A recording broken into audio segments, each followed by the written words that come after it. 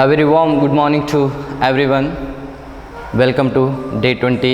ಎಲ್ಲರಿಗೂ ಶುಭ ಮುಂಜಾನೆ ನಮಸ್ಕಾರಗಳು. Before going to the day 20, day 20 ಅಧ್ಯಯನದ ಮುಂಚೆ important notice regarding for your economics syllabus reduction. Not only economics, all the paper they are reduced 30% of the syllabus. Okay, because of the due to the COVID-19, they are reduced 30% is the Karnataka government. Okay, so ಏನು ಮಾಡಿದ್ದಾರೆ ಪದವಿ ಪೂರ್ವ ಶಿಕ್ಷಣ ಇಲಾಖೆ ಅಥವಾ ಕರ್ನಾಟಕ ಸರ್ಕಾರ ಈ COVID-19 ಸಲುವಾಗಿ ನಿಮ್ಮ ಸಿಲೆಬಸನ್ನು 30%ಅಲ್ಲಿ 100%ಅಲ್ಲಿ 30% ಏನು ಮಾಡಿದ್ದಾರೆ ಅವರು ರೆಡ್ಯೂಸ್ ಮಾಡಿದ್ದಾರೆ. ಸೊ ಅದು ಸ್ಟ್ಯಾಟಿಸ್ಟಿಕ್ಸ್ ಆಗಿರ್ಬೋದು, ಎಕನಾಮಿಕ್ಸ್ ಆಗಿರ್ಬೋದು, ಅಕೌಂಟೆನ್ಸಿ, ಬಿಸ್ನೆಸ್ ಸ್ಟಡಿ ಎಲ್ಲ ಪೇಪರ್ಸ್ಗಳಲ್ಲೂ ಕೂಡ 30% ಸಿಲೆಬಸ್ನ ರೆಡ್ಯೂಸ್ ಮಾಡಿದ್ದಾರೆ. ಆಯಾ ಲೆಕ್ಚರ್ಸು ಆ ಒಂದು ಸಬ್ಜೆಕ್ಟನ್ನು ರಿಡಕ್ಷನನ್ನು ಅವ್ರು ಹೇಳಿರ್ತಾರೆ. ಸೊ ಎಕನಾಮಿಕ್ಸಲ್ಲಿ ಯಾವೆಲ್ಲ ಚಾಪ್ಟರ್ಸ್ಗಳನ್ನು ಅವರು ತೆಗೆದು ಹಾಕಿದ್ದಾರೆ, what are the chapters they are removed from the syllabus only for the 2021 academic year. Okay, so part right now statistic for economics, ಸಂಖ್ಯಾಶಾಸ್ತ್ರದಲ್ಲಿ ಅರ್ಥಶಾಸ್ತ್ರ, ಇದರಲ್ಲಿ ಯಾವೆಲ್ಲ ಚಾಪ್ಟರ್ಸ್ಗಳನ್ನು ಅವರು ರಿಮೂವ್ ಮಾಡಿದ್ದಾರೆ. Chapter number 6 is a dispersion. Okay, that chapter will be removed from your textbook. Text book ಅಂತಲ್ಲ, ಈ ಒಂದು ಅಕಾಡೆಮಿಕ್ ಇಯರ್ ಸಲುವಾಗಿ ಅದನ್ನೇನು ಮಾಡಿದ್ದಾರೆ, ನಿಮ್ಮ ಎಕ್ಸಾಮ್ಗೆ ಕೇಳೋದಿಲ್ಲ. ಡಿಸ್ಪರ್ಷನ್ ಅನ್ನೋ ಒಂದು chapter number 6. Then chapter number 7 is a correlation, ಸಹ ಸಂಬಂಧ ಅಂತ ಹೇಳಿ ಒಂದು ಅಧ್ಯಾಯ ಬರುತ್ತೆ. ಚಾಪ್ಟರ್ ನಂಬರ್ 7, ಚಾಪ್ಟರ್ ನಂಬರ್ ಆಧಾರದ 7 ಕೂಡ ಸಹ ಸಂಬಂಧ. Then chapter number 9 statistical tools ಅಂತ ಹೇಳಿ ಒಂದು ಬರುತ್ತೆ, ಸಂಖ್ಯಾಶಾಸ್ತ್ರದ ಅಳತೆಗೋಲುಗಳಂತ ಹೇಳಿ ಆ ಒಂದು ಅಧ್ಯಾಯವನ್ನು ತೆಗೆದುಹಾಕಿದ್ದಾರೆ. ಅಂದರೆ ಸ್ಟ್ಯಾಟಿಸ್ಟಿಕ್ ಫಾರ್ ಎಕನಾಮಿಕ್ಸಲ್ಲಿ 3 ಅಧ್ಯಾಯಗಳನ್ನು ಏನು ಮಾಡಿದ್ದಾರೆ ಅವರು ತೆಗೆದುಹಾಕಿದ್ದಾರೆ. ದೆನ್ ಪಾರ್ಟ್ ಎಯಲ್ಲಿ ನಾವು ಬರೋದಾದರೆ ಅಲ್ಲಿ ಭಾರತದ ಆರ್ಥಿಕ ಅಭಿವೃದ್ಧಿ, development of Indian economics or Indian economic ಡೆವಲಪ್ಮೆಂಟಲ್ಲಿ then chapter number 1 Indian a of independence ಅಂತ ಬರುತ್ತೆ. Then chapter number 2 Indian economy 1951 to 1991 ಅಂತ ಬರುತ್ತೆ. Then chapter number 9 they are removed. Then chapter number 10 also they removed. So in the part 2 in the development economics total 4 chapters they removed. 4 chapters in development of economics,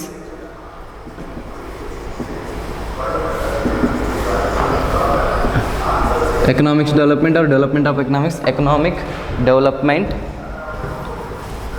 ಆರ್ಥಿಕ ಅಭಿವೃದ್ಧಿ, Indian development economics or economic development.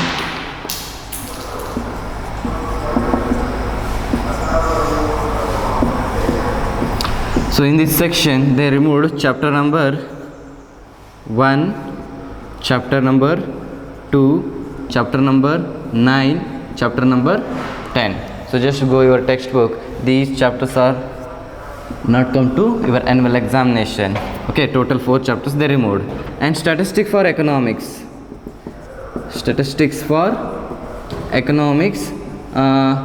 3 chapters they removed. Chapter number 6, chapter number 7 and chapter number 9. So total overall 7 chapters they removed. So basically you have 19 chapters, part A and part B. So now you have only 12 chapters for your study. Okay, 19 ಅಧ್ಯಾಯಗಳಲ್ಲಿ 7 ಅಧ್ಯಾಯಗಳನ್ನು ಅವ್ರು ಏನು ಮಾಡಿದ್ದಾರೆ, reduction ಮಾಡಿದ್ದಾರೆ. ಕೇವಲ 12 ಅಧ್ಯಾಯಗಳು ಇವಾಗ ನಿಮ್ಗೆ ವಾರ್ಷಿಕ ಪರೀಕ್ಷೆಗೆ ಬರುವಂಥದ್ದು. ಅಲ್ಲಿ ಭಾರತದ ಆರ್ಥಿಕ ಅಭಿವೃದ್ಧಿ ಎಂಬ ಒಂದು ಭಾಗದಿಂದ ಏನು ಮಾಡಿದ್ದಾರೆ, ಅಧ್ಯಾಯ 1, ಅಧ್ಯಾಯ 2, ಅಧ್ಯಾಯ 9 ಮತ್ತು ಅಧ್ಯಾಯ 10ಗಳನ್ನು ಏನು ಮಾಡಿದ್ದಾರೆ, ತೆಗೆದುಹಾಕಿದ್ದಾರೆ. ಅದೇ ಥರ ಸ್ಟ್ಯಾಟಿಸ್ಟಿಕ್ ಫಾರ್ ಎಕನಾಮಿಕ್ಸ್ ಅಲ್ಲಿ ಏನು ಮಾಡಿದ್ದಾರೆ ಅವರು, ಅಧ್ಯಾಯ 6, ಅಧ್ಯಾಯ 7 ಮತ್ತು ಅಧ್ಯಾಯ 9 ಏನು ಮಾಡಿದ್ದಾರೆ ಅವರು ತೆಗೆದುಹಾಕಿದ್ದಾರೆ. ಇವಾಗ ಈ 12 ಚಾಪ್ಟ್ರಿಂದ ನಿಮ್ಗೆ ಏನು ಮಾಡ್ತಾರೆ, 100 ಅಂಕದ ಪ್ರಶ್ನೆ ಪತ್ರಿಕೆಯನ್ನು ವಾರ್ಷಿಕ ಪರೀಕ್ಷೆಗೆ ಕೇಳುವಂಥದ್ದು. ಮತ್ತು ಎಲ್ಲ ಪ್ರಶ್ನೆಗಳನ್ನು ಕೂಡ ಏನು ಮಾಡ್ತಾರೆ ಅವರು, ಕ್ವಶನ್ ಬ್ಯಾಂಕಿಂದನೇ ಡಿರೈವ್ ಮಾಡ್ತಾರೆ. And there is no out of syllabus questions, ಅಲ್ಲಿ ಯಾವುದೇ ಥರದ ಔಟ್ ಆಫ್ ಸಿಲೆಬಸ್ ಕ್ವಶನ್ಸ್ ಇರೋದಿಲ್ಲ. Okay, this is the very important information regarding for your annual examination. Okay, now comes to the today's class, day 20. So in the previous session we already discussed that chapter number 3 organization of data. So ಹಿಂದಿನ ತರಗತಿಯಲ್ಲಿ ನಾವೇನು ಮಾಡಿದ್ದೀವಿ, ಅಧ್ಯಾಯ 3 ದತ್ತಾಂಶಗಳ ಸಂಗ್ರಹಣೆ ಅಥವಾ ಸಂಘಟನೆ ಎಂಬುದನ್ನು ಈಗಾಗಲೇ ನಾವೇನು ಮಾಡಿದ್ದೀವಿ, ಅಧ್ಯಯನ ಮಾಡಿದ್ದೀವಿ. So under that we already discussed that few terms like Kabadiwala story and what is the meaning of raw data, importance of raw data, and how we have to be organized our textbook and all many other examples we already discussed that. ಈಗಾಗಲೇ ನಾವು ಆ ಒಂದು ಅಧ್ಯಾಯದಲ್ಲಿ ಕಚ್ಚಾ ದತ್ತಾಂಶಗಳಂತಂದರೆ ಏನು ಮತ್ತು ಕಲೆ ಹಾಕಿದಂಥ ದತ್ತಾಂಶಗಳನ್ನು ಯಾವ ರೀತಿ ಸಂಘಟನೆ ಮಾಡಬೇಕು ಸಿಸ್ಟಮೆಟಿಕ್ ಆಗಿ ಕ್ರಮಬದ್ಧವಾಗಿ ಎಂಬುದನ್ನು ನಾವೇನು ಮಾಡಿದ್ದೀವಿ ಈಗಾಗಲೇ ಅನೇಕ ಉದಾಹರಣೆಗಳ ಮೂಲಕ ಅದನ್ನು ಹಿಂದಿನ ತರಗತಿಯಲ್ಲಿ ಅಧ್ಯಯನ ಮಾಡಿದ್ದೀವಿ. And here this chapter is very important for the future chapters because in your statistic part also, main statistic paper, there is a chapter number 3, classification and tabulation. So both the chapters are almost 80%, these two chapters are same.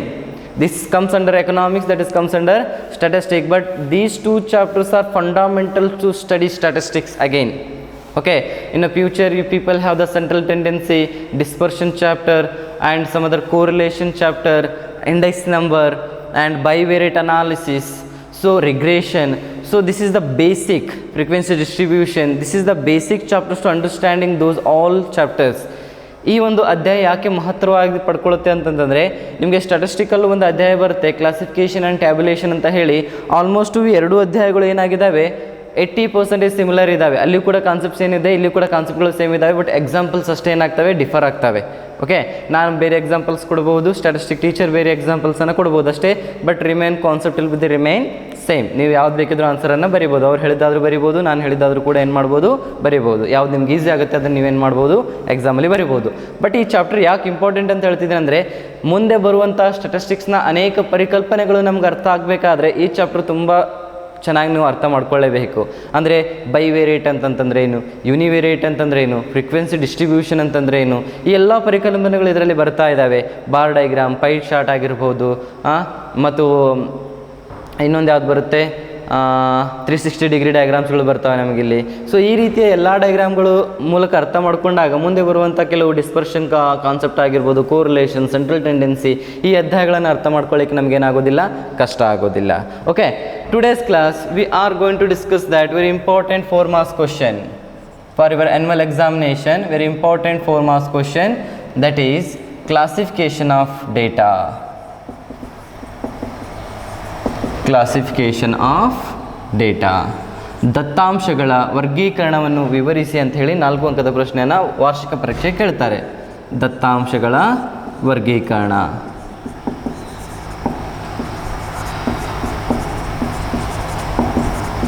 So in a many ways we are classified our data. Basically in the previous session I gave an example like you can people arrange your textbook like for example economics, statistics, business study, accountancy, Hindi, English. In the subject wise you people can arrange your textbook, then you can easily find your textbook. So not only from subject wise you people can arrange the textbook, many other ways also you can classify your textbook, like based on alphabetic order also you can, right? Based on author name you can, based on publication year you can classify the data, right? Or classify your textbook. So in a many ways you can classify the data according to your comfort. Okay, ನಾನು ಇಂದಿನ ತರಗತಿಯಲ್ಲಿ ಒಂದು example ಕೊಟ್ಟೆ ನಿಮಗೆ. ದತ್ತಾಂಶಗಳ ವರ್ಗೀಕರಣಗಳನ್ನು ಯಾವ ರೀತಿ ಮಾಡ್ಬೋದು ಅಂತಂದರೆ, ನಿಮಗೆ ಅನೇಕ ಪೇಪರ್ಗಳಿದ್ದಾವೆ. ಎಕನಾಮಿಕ್ಸ್ ಆಗಿರ್ಬೋದು, ಸ್ಟ್ಯಾಟಿಸ್ಟಿಕ್ ಆಗಿರ್ಬೋದು, ಬಿಸ್ನೆಸ್ ಸ್ಟಡಿ ಆಗಿರ್ಬೋದು, ಅಕೌಂಟೆನ್ಸಿ ಆಗಿರ್ಬೋದು, ಹಿಂದಿ, ಇಂಗ್ಲೀಷ್, ಈ ರೀತಿ ಅನೇಕ ಪಠ್ಯಪುಸ್ತಕಗಳಿದ್ದು ಆ ಒಂದು ವಿಷಯಕ್ಕೆ ಅನುಗುಣವಾಗಿ ನೀವು ಪಠ್ಯಪುಸ್ತಕಗಳನ್ನ ತೆಗೆದಿಡೋದ್ರಿಂದ ಈಸಿಯಾಗಿ ಆ ಪುಸ್ತಕಗಳು ನಿಮ್ಗೆ ಏನಾಗ್ತವೆ, ಲಭ್ಯವಾಗ್ತವೆ, ತೆಗೆದುಕೊಳ್ಬೋದು ಅಂತ ಹೇಳಿದೆ. ಕೇವಲ ಆ ವಿಷಯದ ಆಧಾರದ ಮೇಲೆ ಮಾತ್ರ ನಾನು ಪಠ್ಯಪುಸ್ತಕಗಳನ್ನ ವರ್ಗೀಕರಣ ಮಾಡೋದಲ್ಲ, ಅಲ್ಫಾಬೆಟ್ ಆರ್ಡರ್ ಮೇಲೆ ಅ ಇರುವಂಥ ಅಕ್ಷರ ಎಲ್ಲವೂ ಕೂಡ ಒಂದು, ಬಿ ಇರುವಂಥದ್ದು, ಸಿ ಇರುವಂಥದ್ದು, ಡಿ ಇರುವಂಥದ್ದು, ಅಲ್ಫಾಬೆಟಿಕ್ ಆರ್ಡ್ರಲ್ಲೂ ಕೂಡ ನಾನು ಟೆಕ್ಸ್ಟ್ ಬುಕ್ಗಳನ್ನು ಏನು ಮಾಡ್ಬೋದು, ಡಿವೈಡ್ ಮಾಡ್ಬೋದು, ಈಸಿಯಾಗಿ ಸಿಗುವಂಥದ್ದು ನನಗೆ. ಮತ್ತು ಆಥರ್ನ ಹೆಸರು ಮೇಲ್ಗಡೆ ಏನು ಮಾಡ್ಬೋದಾಗಿದೆ, ನಾನು ಟೆಕ್ಸ್ಟ್ ಬುಕ್ಗಳನ್ನು ಡಿವೈಡ್ ಮಾಡ್ಬೋದಾಗಿದೆ ಅಥವಾ ವರ್ಗೀಕರಣ ಮಾಡ್ಬೋದಾಗಿದೆ. ಅದೇ ರೀತಿಯಾಗಿ ಪಬ್ಲಿಕೇಶನ್ 2010ರಲ್ಲಿ ಪಬ್ಲಿಷ್ ಆಗಿದ್ದಂಥ ಬುಕ್ಸ್ಗಳು ಒಂದು ಸೈಡು, 2011ರಲ್ಲಿ ಆದಂಥ ಪಬ್ಲಿಕೇಶನ್ಸ್ ಎಲ್ಲ ಒಂದು ಸೈಡು, 1995ರಲ್ಲಿ ಆದಂಥ ಪಬ್ಲಿಕೇಶನ್ಸ್ಗಳು ಎಲ್ಲ ಒಂದು ಸೈಡು. ಈ ರೀತಿಯಾಗಿ ಬೇರೆ ಬೇರೆ ವಿಧಗಳಲ್ಲಿ, ಅನೇಕ ವಿಧಗಳಲ್ಲಿ ನಾನೇನು ಮಾಡ್ಬೋದಾಗಿದೆ, ದತ್ತಾಂಶಗಳನ್ನು ವರ್ಗೀಕರಣ ಮಾಡಬಹುದಾಗಿದೆ. ಅದೇ ರೀತಿಯಾಗಿ ರಾ ಡೇಟಾಗಳನ್ನು ಕೂಡ ನಾನು ಅನೇಕ ವಿಧಗಳಲ್ಲಿ ಏನು ಮಾಡಬಹುದಾಗಿದೆ, ವರ್ಗೀಕರಣ ಮಾಡಬಹುದಾಗಿದೆ. So in the like this way also for raw data also we have the many classification of data. Okay, so basically in a nature, in a statistics also, in a economics also we have 4 classification of data. Okay, ಈ ಬೇಸಿಕಲ್ ಆಗಿ ಅರ್ಥಶಾಸ್ತ್ರದಲ್ಲಾಗಿರ್ಬೋದು ಅಥವಾ ಸಂಖ್ಯಾಶಾಸ್ತ್ರದಲ್ಲಾಗಿರ್ಬೋದು ನಮಗೆ ಸಾಮಾನ್ಯವಾಗಿ 4 ವಿಧಗಳು ಬರ್ತವೆ ದತ್ತಾಂಶಗಳ ವರ್ಗೀಕರಣದಲ್ಲಿ. ಮೊದಲನೇದಾಗಿ ಬರುವಂಥದ್ದೇ ಕ್ರೋನಲಾಜಿಕಲ್ classification.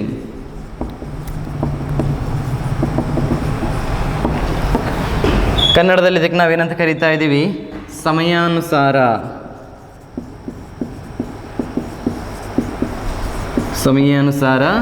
ವರ್ಗೀಕರಣ. This is the first classification regarding for the raw data. Then second one is a very important spatial classification.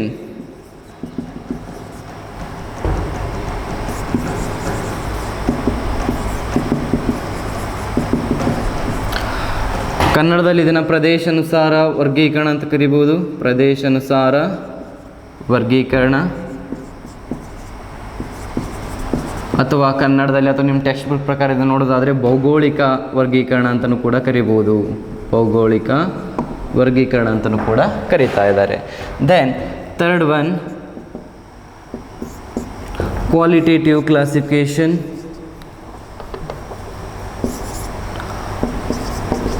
Qualitative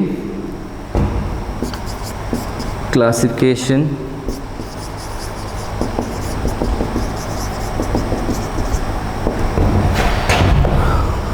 ಗುಣಾತ್ಮಕ ವರ್ಗೀಕರಣ. This is compulsory 4 marks question. Then fourth one we have the quantitative classification.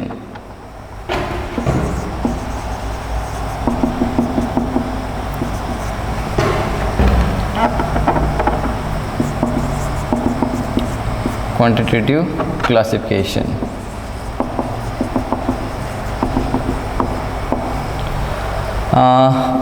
ಪ್ರಮಾಣಾತ್ಮಕ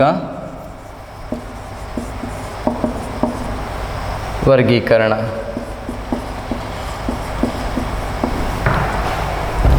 So here we are mainly discuss the 4 classification of data. First, if they are asked for the 4 marks question, first you have to write what is the meaning of classification of data and what is the meaning of raw data. Then you start the explanation of chronological, facial and qualitative classification. Then final one is a quantitative classification. ಇಲ್ಲಿ ನಿಮಗೆ ಇದನ್ನೇ 4 ಅಂಕದ ಪ್ರಶ್ನೆಗಳಿಗೆ ದತ್ತಾಂಶಗಳ ವರ್ಗೀಕರಣವನ್ನು ವಿವರಿಸಿ ಅಂತ ಕೇಳಿದಾಗ ಮೊದಲು ದತ್ತಾಂಶಗಳ ವರ್ಗೀಕರಣ ಅಂತಂದರೆ ಏನು ಮತ್ತು ಕಚ್ಚಾ ದತ್ತಾಂಶ ಅಂದರೆ ಏನು ಅಂತ ಬರೆದು ಏನು ಮಾಡಬೇಕಾಗುತ್ತೆ, ಇವು 4 ಕೂಡ ನೀವು ವಿವರಿಸಬೇಕಾಗುತ್ತೆ. ಸಮಯಾನುಸಾರ ಆಗಿರ್ಬೋದು, ಭೌಗೋಳಿಕ ವರ್ಗೀಕರಣ ಆಗಿರ್ಬೋದು, ಗುಣಾತ್ಮಕ ವರ್ಗೀಕರಣ ಮತ್ತು ಪ್ರಮಾಣಾತ್ಮಕ ವರ್ಗೀಕರಣ, ಈ ರೀತಿಯಾಗಿ ಇವನ್ನ ವಿವರಿಸಬೇಕಾಗುತ್ತೆ. One by one we have to discuss now. The first one is a chronological classification. So chronological classification is nothing but according to time. What is according to time? According to time, we people are classified data. That data is considered as a chronological classification. ಸಮಯಾನುಸಾರ ವರ್ಗೀಕರಣ ಅಂತಂದರೆ ಸಮಯಕ್ಕೆ ಅನುಸಾರವಾಗಿ ದತ್ತಾಂಶಗಳನ್ನು ವರ್ಗೀಕರಣ ಮಾಡಲಿಕ್ಕೆ ನನಗೆ ಸಾಧ್ಯವಾದರೆ ಅಂತಹ ದತ್ತಾಂಶಗಳನ್ನು, ಅಂತಹ ವರ್ಗೀಕರಣವನ್ನು ಏನಂತ ಕರೀಬೋದಾಗಿದೆ, ಸಮಯಾನುಸಾರ ವರ್ಗೀಕರಣ. It means based on time. It may be a year, it may be a month, it may be a week, it may be a day. So according to the time we people are classified our data, that is called is a chronological data. So ಅದು ವರ್ಷನೇ ಆಗಿರ್ಬೋದು, ತಿಂಗಳುಗಳಾಗಿರ್ಬೋದು ಅಥವಾ day ಆಗಿರ್ಬೋದು. ಈ ರೀತಿಯಾಗಿ ಸಮಯಕ್ಕೆ ಅನುಸಾರವಾಗಿ ನಾವೇನು ಮಾಡ್ತಾ ಇದ್ದೀವಿ, ದತ್ತಾಂಶಗಳನ್ನು ವರ್ಗೀಕರಣ ಮಾಡ್ತಾ ಇದ್ದೀವಿ. ಯಾವ ದತ್ತಾಂಶಗಳನ್ನು ಸಮಯಕ್ಕೆ ಅನುಸಾರವಾಗಿ ನಾವು ವರ್ಗೀಕರಣ ಮಾಡ್ತೀವಲ್ವ ಅಂತಹ ದತ್ತಾಂಶಗಳಿಗೆ ಸಮಯಾನುಸಾರ ವರ್ಗೀಕರಣ ಅಂತ ಹೇಳಿ ಏನು ಮಾಡ್ತಾ ಇದ್ದೀವಿ, ನಾವು ಕರಿತಾ ಇದ್ದೀವಿ. ಸೊ ಫಾರ್ ಎಕ್ಸಾಂಪಲ್ ನಿಮ್ಮ ಟೆಕ್ಸ್ಟ್ ಬುಕ್ಕಲ್ಲಿ ಕೊಟ್ಟಿದ್ದಾರೆ, one side they are giving the population or year column, Then one side they are provide the population, Indian population datas. So ಒಂದು ಸೈಡ್ ಅವರು ವರ್ಷಗಳು, ಇನ್ನೊಂದು ಸೈಡು ಜನಸಂಖ್ಯೆನ ಕೊಟ್ಟಿದ್ದಾರೆ. ಯಾವ್ಯಾವ ವರ್ಷದಲ್ಲಿ ಭಾರತ ಜನಸಂಖ್ಯೆ ಎಷ್ಟಿಂತು ಅಂತ ನೋಡುವಂಥ ಸಂದರ್ಭದಲ್ಲಿ ಇನ್ 1951 ಆಗಿರ್ಬೋದು, ಅಥವಾ 1941 51 ಆಗಿರ್ಬೋದು. Then according to that only they are classified the 1951, 1961, then 1971, 2001, then 2011. So ಈ ರೀತಿಯಾಗಿ ದತ್ತಾಂಶಗಳು ಏನು ಮಾಡ್ತಾ ಹೋಗ್ತಾರೆ, ಅವರು ಕೊಡ್ತಾ ಹೋಗ್ತಾರೆ. ಹೇಳ್ತಾರೆ, ಜಸ್ಟ್ ಅಸ್ಯೂಮ್ ಮಾಡ್ತಾ ಇದ್ರೆ 1951ರಲ್ಲಿ ಭಾರತದ ಜನಸಂಖ್ಯೆ 30 ಕೋಟಿ ಇದ್ದಂಥದ್ದು, 1961ರಲ್ಲಿ ಅದು 40 ಕೋಟಿ ಆಗಿರಬಹುದು, 1971ರಲ್ಲಿ 60 ಕೋಟಿ, 2001ರಲ್ಲಿ 102 ಕೋಟಿ, ದೆನ್ 2011ರಲ್ಲಿ 121 ಕೋಟಿ. ಈ ರೀತಿಯಾಗಿ ಏನು ಮಾಡಿದ್ದಾರೆ, ಸಮಯಕ್ಕೆ ಅನುಸಾರವಾಗಿ ದತ್ತಾಂಶಗಳನ್ನು ಏನು ಮಾಡಿದ್ದಾರೆ, ಅವರು ಡಿವೈಡ್ ಮಾಡಿದ್ದಾರೆ. So based on the year they are classified our data. That data is comes under the chronological classification. So ಏನು ಮಾಡಿದ್ದಾರೆ, ಸಮಯಕ್ಕೆ ಅನುಸಾರವಾಗಿ ಏರಿಕೆ ಕ್ರಮದಲ್ಲಿ ಏನು ಮಾಡಿದ್ದಾರೆ, ಅವರು ನಮ್ಮ ದತ್ತಾಂಶಗಳನ್ನ ವರ್ಗೀಕರಣ ಮಾಡಿದ್ದಾರೆ. ಅಂತಹ ದತ್ತಾಂಶಗಳಿಗೆ ನಾವೇನಂತ ಕರೀತಾ ಇದ್ದೀವಿ ರೀ, ಕ್ರೊನೊಲಾಜಿಕಲ್ ಕ್ಲಾಸಿಫಿಕೇಶನ್ ಅಂತ ಕರೀತಾ ಇದ್ದೀವಿ. ಡೆಫಿನಿಷನ್ ಕೇಳಿದರೆ what is the meaning of chronological classification ಅಂತಂದರೆ, so they are classify the data according to the time. It may be a year, month, day etcetera is called as a chronological classification. ಸಮಯಾನುಸಾರ ವರ್ಗೀಕರಣ ಅಂತಂತಂದರೆ, ಈ ವರ್ಗೀಕರಣದಲ್ಲಿ ದತ್ತಾಂಶಗಳನ್ನು ಸಮಯಕ್ಕೆ ಅನುಸಾರವಾಗಿ, ಅದು ಉದಾಹರಣೆಗೆ ತಿಂಗಳು, ವರ್ಷ ಅಥವಾ ದಿನಗಳು, ಈ ರೀತಿಯಾಗಿ ಸಮಯಕ್ಕೆ ಅನುಸಾರವಾಗಿ ನಾವು ದತ್ತಾಂಶಗಳನ್ನು ವರ್ಗೀಕರಣ ಮಾಡಿದರೆ ಆ ವರ್ಗೀಕರಣವನ್ನು ಏನಂತ ಕರೀತಾ ಇದ್ದೀವಿ, ನಾವು ಸಮಯಾನುಸಾರ ವರ್ಗೀಕರಣ ಅಂತೇಳಿ ಕರೀತಾ ಇದ್ದೀವಿ. ಅರ್ಥ ಆಯ್ತಲ್ಲ, what is the meaning of chronological classification. The next one we have the second, that is a spatial classification, ಭೌಗೋಳಿಕ ವರ್ಗೀಕರಣ.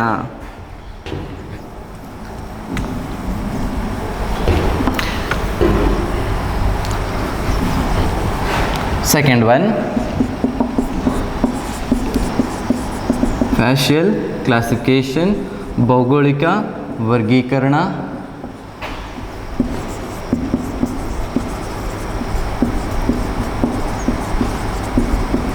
Okay, here in a chronological classification we are divide the data according to time, but here we are divide the data according to the geographical areas. According to the geographical areas. According to geographical areas. ಭೂಪ್ರದೇಶಕ್ಕೆ ಅನುಗುಣವಾಗಿ ಅಥವಾ ಭೌಗೋಳಿಕ ಪ್ರದೇಶಕ್ಕೆ ಅನುಗುಣವಾಗಿ ದತ್ತಾಂಶಗಳನ್ನು ನಾವು ವರ್ಗೀಕರಣ ಮಾಡಿದರೆ ಅಂತಹ ದತ್ತಾಂಶಗಳಿಗೆ ಏನಂತ ಕರಿತೀವಿ ರೀ, ನಾವು ಭೌಗೋಳಿಕ ವರ್ಗೀಕರಣ. According to the geographical area, ಭೂಪ್ರದೇಶಕ್ಕೆ ಅನುಸಾರವಾಗಿ, ಭೂಪ್ರದೇಶಕ್ಕೆ ಅನುಸಾರವಾಗಿ ದತ್ತಾಂಶಗಳನ್ನು ನಾನು ವರ್ಗೀಕರಣ ಮಾಡಿದರೆ ಅಂತಹ ದತ್ತಾಂಶಗಳಿಗೆ ನಾವು ಭೌಗೋಳಿಕ ವರ್ಗೀಕರಣ ಅಂತ ಹೇಳಿ ಕರಿತಾ ಇದ್ದೀವಿ. So according to the areas, for example Mudhol, Jamkhandi, Lokapur, Mahalingpur, Bagalkot. So according to the area we are classified our data here. So ಆ ಒಂದು ಭೌಗೋಳಿಕ ಪ್ರದೇಶಕ್ಕೆ ಅನುಗುಣವಾಗಿ, ಫಾರ್ ಎಕ್ಸಾಂಪಲ್ ಮುಧೋಳು, ಜಮಖಂಡಿ, ಲೋಕಾಪುರು ಮತ್ತು ಬಾಗಲಕೋಟು, ಮಹಾಲಿಂಗ್ಪುರ್, ಈ ರೀತಿಯಾಗಿ ಭೌಗೋಳಿಕ ಪ್ರದೇಶಕ್ಕೆ ಅನುಗುಣವಾಗಿ ನಾನು ದತ್ತಾಂಶಗಳನ್ನು ವರ್ಗೀಕರಣ ಮಾಡಿದರೆ ಅಂತಹ ದತ್ತಾಂಶಗಳಿಗೆ ನಾನು ಏನಂತ ಕರಿತಾ ಇದ್ದೀನಿ, ಭೌಗೋಳಿಕ ವರ್ಗೀಕರಣ. In your NCERT text book they gave example like wheat production, yield of or wheat production in a different countries. Just ಒಂದು ಎಕ್ಸಾಂಪಲ್ ಕೊಟ್ಟಿದ್ದಾರೆ ಅವರು, ಗೋಧಿಯ ಉತ್ಪಾದನೆ ಬೇರೆ ಬೇರೆ ದೇಶಗಳಲ್ಲಿ ಅಂತೇಳಿ. For example one side they make a table countries and another side production, ಎಷ್ಟು ಉತ್ಪಾದನೆ ಮಾಡ್ತಾ ಇದ್ದಾರೆ. ಒಂದು ಸೈಡು ರಾಷ್ಟ್ರಗಳ ದೇಶಗಳ ಹೆಸರುಗಳು, ಇನ್ನೊಂದು ಸೈಡು ಎಷ್ಟು ಉತ್ಪಾದನೆ. For example Canada, Japan, USA, Europe, India, Pakistan. So many countries are given. For example, Canada 32,000 ton. Here is a 40,000. USA is a 44,000. India, Europe will be the 39. India will be the 41. So like this they are provide the data in your NCERT textbook. Like it means according to the geographical areas, Canada, Japan, USA, Europe, India, these are the geographical areas, different geographical areas, their environmental condition, their income level and their tradition is completely different. So based on the geographical areas they are divide the data, that is called as a spatial classification. For example, if I take a local example, for example, what is the sugarcane production in Bagalkot district? Sugarcane production in a Bagalkot district, right? So ನಾನು ಇದನ್ನು ನೋಡೋದಾದರೆ ಕಬ್ಬಿನ ಉತ್ಪಾದನೆ ಒಂದು ಬಾಗಲಕೋಟ್ ಜಿಲ್ಲೆಯಲ್ಲಿ ನೋಡೋದಾದರೆ I will take here example. For example Mudhol, next one is Jamkhandi, Mahalingpur, then Lokapur, some other cities I will mention here. The production of Mudhol will be the 58 ton, then here will be the 42 ton, so here will be the 32. Like according to the geographical areas I am able to divide the data or classify the data. That concept is called as a spatial classification. ಇಲ್ಲಿ ಬಾಗಲಕೋಟು ಜಿಲ್ಲೆಯಲ್ಲಿ ಉತ್ಪಾದನೆ ಮಾಡಿದಂತಹ ಕಬ್ಬಿನ ಉತ್ಪಾದನೆ ನೋಡ್ತಾ ಹೋದರೆ ಮುಧೋಳು, ಜಮಖಂಡಿ, ಮಾಲಿಂಗ್ಪುರ್, ಲೋಕಾಪುರ್ ಈ ರೀತಿ ನಾನು ಏನು ಮಾಡ್ತಾ ಇದ್ದೀನಿ, ಸಿಟಿಗಳನ್ನು ತೆಗೆದುಕೊಳ್ತಾ ಇದ್ದೀನಿ ಮತ್ತು ಅವರ ಉತ್ಪಾದನೆಯನ್ನು ಕೂಡ ನಾನು ಏನು ಮಾಡ್ತಾ ಇದ್ದೀನಿ, ತೆಗೆದುಕೊಳ್ತಾ ಇದ್ದೀನಿ. ಆಯಾ ಪ್ರದೇಶಕ್ಕೆ ಅನುಗುಣವಾಗಿ ನಾನೇನಾದರೂ ದತ್ತಾಂಶಗಳನ್ನು ಡಿವೈಡ್ ಮಾಡಿದರೆ ಅಥವಾ ಅವುಗಳನ್ನು ವರ್ಗೀಕರಣ ಮಾಡಿದರೆ ಅಂತಹ ವರ್ಗೀಕರಣಕ್ಕೆ ನಾನು ಏನಂತ ಕರಿತಾ ಇದ್ದೀನಿ, ಭೌಗೋಳಿಕ ವರ್ಗೀಕರಣ ಅಂತೇಳಿ ಕರಿತಾ ಇದ್ದೀನಿ. ಅರ್ಥ ಆಯ್ತಲ್ಲ? ಸ್ಪೆಷಲ್ ಕ್ಲಾಸಿಫಿಕೇಷನ್ ಅಥವಾ ಭೌಗೋಳಿಕ ವರ್ಗೀಕರಣ ಅಂತಂದರೆ ಏನು ಅಂತ. ಸೆನ್ ಮೂರನೇದಾಗಿ ಬರುವಂಥದ್ದು ತುಂಬ ಮಹತ್ತರವಾದದ್ದು. ಇದು ನಿಮ್ಮ ಹೈಯರ್ ಎಜುಕೇಷನ್ಗಾಗಿರಬಹುದು ಮತ್ತು ಅನೇಕ ಸ್ಟ್ಯಾಟಿಸ್ಟಿಕಲ್ನ ಪರಿಕಲ್ಪನೆಗಳು ಅರ್ಥ ಆಗಬೇಕಾದ್ರೆ ಈ ಒಂದು ಕ್ಲಾಸಿಫಿಕೇಷನ್ ನಮ್ಗೆ ಅರ್ಥ ಆಗಬೇಕಾಗುತ್ತೆ. Then third one is a very important classification to understanding the statistic subject or some economic factors, that is called as a qualitative classification, ಗುಣಾತ್ಮಕ ವರ್ಗೀಕರಣ. So what is the meaning of qualitative classification? Third one is a very important classification, qualitative classification.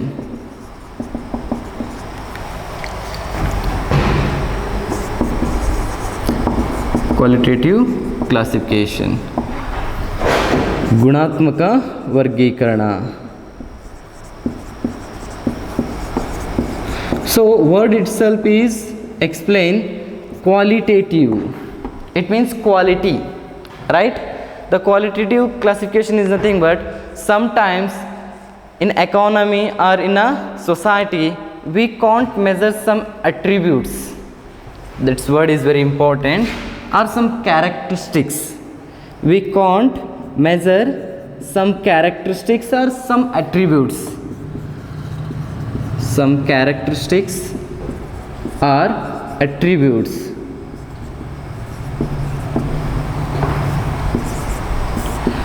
So what is the meaning of word is attributes or some characteristics? We can't measure those characteristics in an economy. So ಇಲ್ಲಿ ಗುಣಾತ್ಮಕ ಪರಿಗಣನೆಯಲ್ಲಿ ಸಮಾಜದಲ್ಲಿ ಆಗಿರ್ಬೋದು, ಆರ್ಥಿಕತೆಯಲ್ಲಿ ಆಗಿರ್ಬೋದು, ಕೆಲವು ಸಾರಿ ಕೆಲವೊಂದು ಗುಣಗಳನ್ನು ನಾವೇನು ಮಾಡಲಿಕ್ಕೆ ಆಗೋದಿಲ್ಲ, ಆರ್ಥಿಕತೆಯಲ್ಲಿ ಅಳತೆ ಮಾಡಲಿಕ್ಕೆ ಆಗೋದಿಲ್ಲ. How can you measure the concept of gender?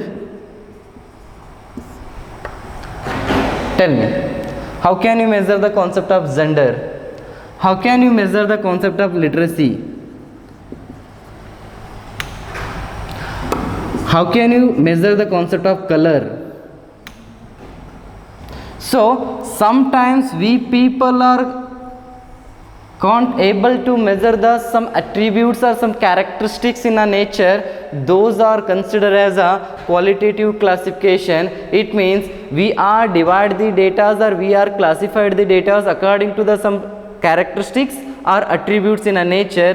Those data are considered as a qualitative classification. ಕೆಲವು ಸಾರಿ ಆರ್ಥಿಕತೆಯಲ್ಲಿ ನಾವು ಗುಣಗಳಿಗೆ ಸಂಬಂಧಪಟ್ಟ ಹಾಗೆ ಕೆಲವು ಗುಣಗಳಿಗೆ ಅನುಸಾರವಾಗಿ ನಾವೇನು ಮಾಡ್ತಾ ಇದ್ದೀವಿ, ದತ್ತಾಂಶಗಳನ್ನು ವರ್ಗೀಕರಣ ಮಾಡ್ತಾ ಇದ್ದೀವಿ. ಅಂತಹ ವರ್ಗೀಕರಣಕ್ಕೆ ನಾವು ಗುಣಾತ್ಮಕ ವರ್ಗೀಕರಣ ಅಂತ ಕರಿತಾ ಇದ್ದೀವಿ. For example gender, literacy, colour, these are the example. For example nationality is the best example for qualitative data. Nationality, right? Nationality means maybe you are Indian or European or whatever, so there is no measure for the nationality. Gender also, literacy also, color also, so we can't measure these data in a economy, so that concept is called as a qualitative classification. In your NCERT textbook they are provide, like for example population they gave. Under that we have two concept is like a gender, so what is the male population, what is the female population, because we can't measure the gender concept here. Again under that marital status we can divide, like who is a married and unmarried. Here is so we can divide the married and unmarried. So these data are unclassified data or the classified data according to the some characteristics or some attributes. So ಕೆಲವೊಂದು ಸಾರಿ ನಾವೇನು ಮಾಡ್ತಾ ಇದ್ದೀವಿ, ದತ್ತಾಂಶಗಳನ್ನು ಕೆಲವು ಗುಣಗಳಿಗೆ ಅನುಸಾರವಾಗಿ ದತ್ತಾಂಶಗಳನ್ನು ನಾವೇನು ಮಾಡ್ತಾ ಇದ್ದೀವಿ, ವರ್ಗೀಕರಣ ಮಾಡ್ತಾ ಇದ್ದೀವಿ. ಅಂತಹ ದತ್ತಾಂಶಗಳಿಗೆ ನಾವೇನಂತ ಕರಿತಾ ಇದ್ದೀವಿ, ಗುಣಾತ್ಮಕ ದತ್ತಾಂಶಗಳು. ಫಾರ್ ಎಕ್ಸಾಂಪಲ್ ಜನಸಂಖ್ಯೆಯಲ್ಲಿ ಗಂಡು ಹೆಣ್ಣು, ಆ ಗಂಡಲ್ಲೇ ಮದುವೆ ಆದವರೆಷ್ಟು, ಮದುವೆ ಆಗದಿರೋರೆಷ್ಟು, ಇಲ್ಲಿ ಕೂಡ ಆ ಹೆಣ್ಣಲ್ಲಿ ಮದುವೆ ಆದವರೆಷ್ಟು, ಮದುವೆ ಆಗದೇ ಇರೋರೆಷ್ಟು, ಈ ರೀತಿಯಾಗಿ ಜೆಂಡರ್ ಆಗಿರ್ಬೋದು, ನ್ಯಾಷನಾಲಿಟಿ ಆಗಿರ್ಬೋದು, ಅಥವಾ ನ್ಯಾಷನಾಲಿಟಿ ಅಂತಂತಂದರೆ ಯಾವ ಒಂದು ಭಾರತೀಯನೋ ಅಥವಾ ನೀನು ಬೇರೆ ದೇಶದವನು ಅನ್ನೋದು ನಾವು ನ್ಯಾಷನಾಲಿಟಿ ಅಂತ ಕರಿತಾ ಇದ್ದೀವಿ ಅಲ್ಲಿ. ಓಕೆ, ರಾಷ್ಟ್ರೀಯತೆ ಅಂತ ಕರಿತೀವಿ. ಲಿಂಗ ಅನ್ನೋದಂಥದ್ದು ಆಗಿರ್ಬೋದು, ಜೆಂಡರ್ ಅನ್ನೋದು, ಕಲರ್ ಅನ್ನೋದು, ಇವುಗಳನ್ನು ನಾವು ಏನು ಮಾಡಲಿಕ್ಕಾಗೋದಿಲ್ಲ, ಅಳತೆ ಮಾಡಲಿಕ್ಕಾಗೋದಿಲ್ಲ. ಯಾವ ದತ್ತಾಂಶಗಳನ್ನು ನನ್ನ ಕೈಲಿ ಅಳತೆ ಮಾಡಲಿಕ್ಕಾಗೋದಿಲ್ಲನೋ. ಉದಾಹರಣೆಗೆ ಅದೇ ಭಾರತೀಯತೆ ಆಗಿರ್ಬೋದು, ರಾಷ್ಟ್ರೀಯತೆ ಆಗಿರ್ಬೋದು, ಕಲರ್ ಆಗಿರ್ಬೋದು, ಅಂತಹ ದತ್ತಾಂಶಗಳಿಗೆ ನಾವೇನಂತ ಕರಿತಾ ಇದ್ದೀವಿ, ಗುಣಾತ್ಮಕ ವರ್ಗೀಕರಣ. ಸೊ ಇಲ್ಲಿ 1 ಮಾರ್ಕ್ಸ್ ಕ್ವಶನ್ ನಮಗೆ ಕೇಳೋದಾದರೆ ಯಾವ ರೀತಿ ಇದನ್ನು ಡೆಫಿನೇಷನ್ ಬರೀಬೇಕಂತಂದರೆ, the qualitative datas are sometimes we can't measure the some attributes or characteristic in economics like nationality, colour, gender. These are the example for the qualitative data, and based on the characteristics, based on some attributes we are classified the data, those data are considered as a qualitative data. So ಕೆಲವು ಗುಣಗಳ ಅನುಸಾರವಾಗಿ ದತ್ತಾಂಶಗಳನ್ನ ವರ್ಗೀಕರಣ ಮಾಡುತ್ತಿದ್ದು ಈ ದತ್ತಾಂಶಗಳನ್ನ ಅಳತೆ ಮಾಡಲಿಕ್ಕಾಗೋದಿಲ್ಲ. ಉದಾಹರಣೆಗೆ ರಾಷ್ಟ್ರೀಯತೆ ಆಗಿರುವಂಥದ್ದು, ಬಣ್ಣ ಆಗಿರುವಂಥದ್ದು, ಲಿಂಗ ಆಗಿರುವಂಥದ್ದು, ಇವುಗಳನ್ನು ನಾವೇನಂತ ಕರಿತಾ ಇದ್ದೀವಿ ರೀ, ಗುಣಾತ್ಮಕ ವರ್ಗೀಕರಣ ಅಂತೇಳಿ ಕರಿತಾ ಇದ್ದೀವಿ. ಅರ್ಥ ಆಯ್ತಲ್ಲ? This is the third classification of qualitative data. The next one is a last one, we have the quantitative classification. So ನಮಗೆ ಕೊನೆಯದಾಗಿ ಬರುವಂಥದ್ದು ಯಾವುದು ಬರ್ತಾ ಇದೆ, ಕ್ವಾಂಟಿಟೇಟಿವ್ ಅಥವಾ ಪ್ರಮಾಣಸಾರ. The fourth one is a quantitative classification.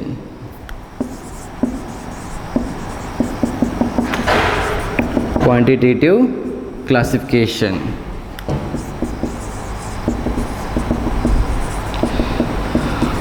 ಅದು ಗುಣಾತ್ಮಕ ಆದರೆ ಇದೇನಾಗುತ್ತೆ, ಪ್ರಮಾಣುಸಾರ. It means based on quantities, right? ವರ್ಗೀಕರಣ. So in a quantitative classification we can measure the datas like some characteristics like height, weight, income, GDP and expenditure, etc. are example for your quantitative data. We can measure the data like height, weight, income, GDP, expenditure. We can tell that, for example, what is your height? Maybe you are saying that 169. What is your weight? Maybe 68. What is your income? XXXXS, right? So GDP. So you can measure the data and you can give the exact figure regarding for the that data. That is the classification of quantitative classification. But in a qualitative data we can't measure the data, right? Those attributes are considered as a qualitative. But here we can measure the data easily like height, weight, income, GDP, expenditure. These data are considered as a quantitative data. So ಪ್ರಮಾಣಸಾರ ವರ್ಗೀಕರಣ ಅಂತಂದರೆ, ಪ್ರಮಾಣಸಾರ ವರ್ಗೀಕರಣ ಬೇರೆ ಏನಲ್ಲ, ಈ ದತ್ತಾಂಶಗಳನ್ನು ನಾನು ಅಳತೆ ಮಾಡಬಹುದು. ಉದಾಹರಣೆಗೆ ಕೆಲವು ದತ್ತಾಂಶಗಳಾದ ಎತ್ತರ ಆಗಿರಬಹುದು, ತೂಕ ಆಗಿರಬಹುದು, ವ್ಯಕ್ತಿಯ ಆದಾಯ ಆಗಿರುವಂಥದ್ದು, GDP ಆಗಿರುವಂಥದ್ದು, ಅವನ ವೆಚ್ಚ ಆಗಿರುವಂಥದ್ದು, ಈ ರೀತಿಯ ಅನೇಕ ಕೆಲವು ಗುಣಗಳನ್ನು ನಾನೇನು ಮಾಡ್ಬೋದಾಗಿದೆ, ಆರ್ಥಿಕತೆಯಲ್ಲಿ ಅಳತೆ ಮಾಡಿ ಎಕ್ಸಾಕ್ಟ್ ಫಿಗರ್ ಅಥವಾ ನಂಬರ್ಸನ್ನು ನಾನೇನು ಮಾಡ್ಬೋದು, ಕೊಡಬಹುದು. ಅಂತಹ ದತ್ತಾಂಶಗಳ ವರ್ಗೀಕರಣಕ್ಕೆ ನಾವೇನಂತ ಕರಿತಾ ಇದ್ದೀವಿ ರೀ, ಪ್ರಮಾಣುಸಾರ ವರ್ಗೀಕರಣ ಅಂತ ಕರಿತಾ ಇದ್ದೀವಿ. ಅರ್ಥ ಆಯ್ತಲ್ಲ ಪ್ರಮಾಣುಸಾರ. ಫಾರ್ ಎಕ್ಸಾಂಪಲ್ ನಾನಿಲ್ಲಿ ಎಕ್ಸಾಂಪಲ್ ತಗೊಳ್ಳೋದಾದರೆ, ಕ್ವಾಂಟಿಟೇಟಿವ್ ಅಲ್ಲಿ ನಾನು ಎಕ್ಸಾಂಪಲ್ ತಗೊಳ್ಳೋದಾದರೆ marks. Okay, for example 100 students are obtain marks in mathematics ಅಂತ ಕೇಳ್ಬೋದು, 100 students obtain marks in economics ಅಂತ ಕೇಳ್ಬೋದು. So we can measure the marks, right? Or what is the height of first PU commerce students? So ಪ್ರಥಮ PUC ತರಗತಿಯಲ್ಲಿ ಓದುತ್ತಿರುವಂಥ ಮಕ್ಕಳ ಎತ್ತರಗಳನ್ನು ನಾವು ಮೆಜರ್ ಮಾಡೋಂತಂದಾಗ we can easily measure that. few people will be the 5.5, 5.6, 5.7, 5.8 or 4.4, 4.5. So we can easily measure the datas in the quantitative classification, but we can't measure the data in a qualitative classification. So these are the 4 classification under the raw data. Okay, ಇವು 4 ಅಂಕದ ಪ್ರಶ್ನೆ. ಕಚ್ಚಾ ದತ್ತಾಂಶಗಳನ್ನು ನಾವು ಯಾವ ರೀತಿ ವರ್ಗೀಕರಣ ಮಾಡುವಂಥ ಸಂದರ್ಭದಲ್ಲಿ 4 ರೀತಿಯಲ್ಲಿ ನಾವು ವರ್ಗೀಕರಣ ಮಾಡಬಹುದಾಗಿದೆ. First one is a chronological, second one is spatial, quantitative and qualitative and quantitative. ಮೊದಲೇದಾಗಿ ನಾನು ಏನು ಮಾಡ್ತಾ ಇದ್ದೀನಿ, ಯಾವುದರ ಅನುಸಾರವಾಗಿ, ಸಮಯಕ್ಕೆ ಅನುಸಾರವಾಗಿ ಅದು ಸಮಯಾನುಸಾರ ಆಯಿತು. ಎರಡನೇದಾಗಿ ನಾನು ಏನು ಮಾಡ್ತೀನಿ, ಭೌಗೋಳಿಕ ಪ್ರದೇಶಕ್ಕೆ ಅನುಸಾರವಾಗಿ ಅದು ಭೌಗೋಳಿಕ ವರ್ಗೀಕರಣ ಆಯಿತು. ಮೂರನೇದಾಗಿ ಕೆಲವು ಗುಣಗಳಿಗೆ ಅನುಸಾರವಾಗಿ ನಾನು ದತ್ತಾಂಶಗಳನ್ನು, ಅಂದರೆ ರಾಷ್ಟ್ರೀಯತೆ ಆಗಿರ್ಬೋದು, ಬಣ್ಣ ಆಗಿರ್ಬೋದು, ಲಿಂಗ ಆಗಿರ್ಬೋದು. ನಾಲ್ಕನೇದಾಗಿ ಯಾವುದಕ್ಕೆ ಅನುಸಾರವಾಗಿ ಕೆಲವು ದತ್ತಾಂಶಗಳನ್ನ ಅಳತೆ ಮಾಡ್ಬೋದು, ಎತ್ತರ, ತೂಕ, ಆದಾಯ, GDP, ವೆಚ್ಚ, ಇವುಗಳ ಅನುಸಾರವಾಗಿ ನಾವು ದತ್ತಾಂಶಗಳನ್ನ ವರ್ಗೀಕರಣ ಮಾಡಿದರೆ ಅಂತಹ ದತ್ತಾಂಶಗಳನ್ನ ನಾವೇನಂತ ಕರಿತಾ ಇದ್ದೀವಿ ರೀ, ಕ್ವಾಲಿಟೇಟಿವ್ ಆರ್ ಪ್ರಮಾಣಸಾರ ವರ್ಗೀಕರಣ ಅಂತೇಳಿ ಕರಿತಾ ಇದ್ದೀವಿ. So in the next class we are discuss the few more concept regarding for the raw data. So ನಾಳೆ ತರಗತಿಯಲ್ಲಿ ಏನು ಮಾಡೋಣ, ಇದಕ್ಕೆ ಅನುಸಾರವಾಗಿ ಮತ್ತು ಕ್ಲಾಸಿಫಿಕೇಷನ್ ಆದಮೇಲೆ ನಮಗೆ ವೇರಿಯೇಷನ್, ಫ್ರೀಕ್ವೆನ್ಸಿ ಡಿಸ್ಟ್ರಿಬ್ಯೂಷನ್ ಅಂತ ಬರುತ್ತೆ, ಅದನ್ನು ನಾವೇನು ಮಾಡೋಣ, ನಾಳೆ ತರಗತಿಯಲ್ಲಿ ಅಧ್ಯಯನ ಮಾಡೋಣ. ಧನ್ಯವಾದಗಳು.